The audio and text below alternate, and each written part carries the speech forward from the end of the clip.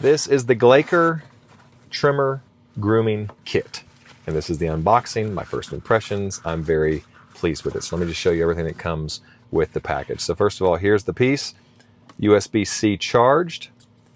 This is what they call the T-blade on the end right now. I love that little digital display. The T-blade was really nice at cleaning up after I had done my whole full haircut.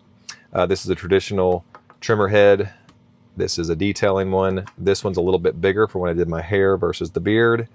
It also comes with a foil. I love the foil razor. Those are so great. They get really close. And then a nose and hair trimmer.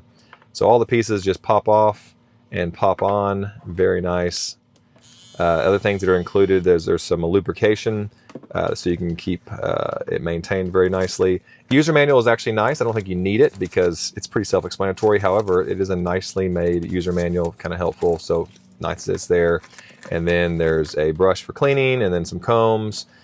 And then probably the most important part, the 3mm, 6mm, 9mm, and 12mm guards. Those are really helpful when shaving my beard. So that will be the perfect lengths, I believe. So other than that, really cool case.